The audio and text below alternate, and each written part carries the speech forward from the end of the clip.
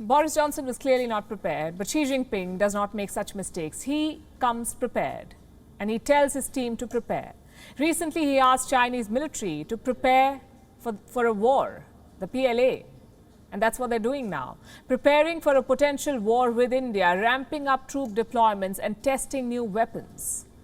And one such test happened recently. It was a live fire drill. The PLA tried out a range of weapons, from sniper rifles to remote-controlled weapon systems, mortars, grenade launchers and anti-tank missiles. Reports say Chinese soldiers are being trained to fight on high altitudes.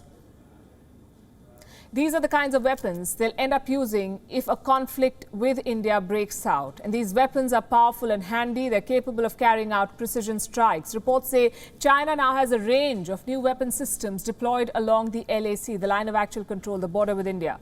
They can take down Indian outposts. They can strike military assets or other targets. At least on paper they can. How good are these Chinese weapons in practice? The world, you see, is not showing a lot of confidence in Chinese arsenal. Beijing's position as a defense exporter is on the decline. Do you know why? Because these weapons have not been tested in combat.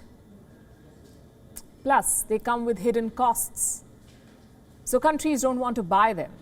Sales of Chinese arms have dropped almost 8% between 2016 and 2020. It's hard to say if China has full confidence in its weapons. You know what's their weapon of choice? Propaganda. This is the military strategy that the Chinese have preferred and mastered over the ages. Propaganda war. Let me show you a story that China's state broadcaster ran earlier this month, 11th of November to be precise. This is what they ran. It was the 72nd anniversary of the PLA Air Force. The story said that China has deployed at least one strategic bomber to the border with India. And Beijing released some footage too. It showed an H-6K aircraft flying over a mountain range. An indication that the plane had been sent to the Himalayas. China was trying to hype up the deployment of one plane. It said that the aircraft had been armed with a short-range missile. The idea was to send a warning to India, followed by tough statements from Chinese analysts. This is what these analysts have been saying, and I have a statement from one of them. It says, it is definitely a warning to India. New Delhi is within the combat range of the H-6K and the striking range of the CJ-20. So first China amassed troops. Then it tried to occupy Indian territory. It provoked a conflict, and when challenged, it deployed advanced weaponry. You know what's China's stand on the border conflict now, after doing all of this? As it keeps adding troops and weapons to its side, China is warning India against escalating tensions. This is a textbook example of the pot calling the kettle black.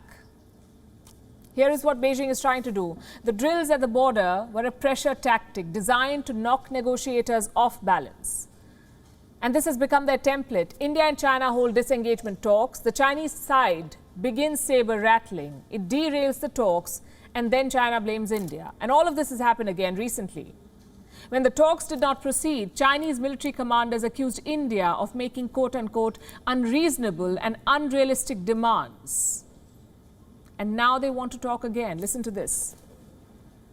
The two sides had a frank and in-depth exchange of views on the recent situation in the border area between China and India, and agreed to consolidate the results of the established disengagement, strictly abide by the agreements and consensuses reached between both sides, and prevent any recurrence of tensions on the ground. The two sides agreed to maintain dialogue and communication through diplomatic and military channels, actively prepare for the 14th round of commander-level talks, and strive to resolve the remaining issues in the western section of the China-India border.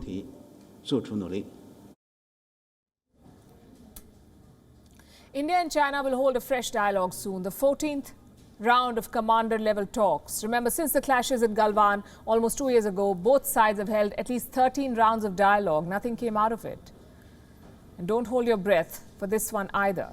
We'll keep you posted.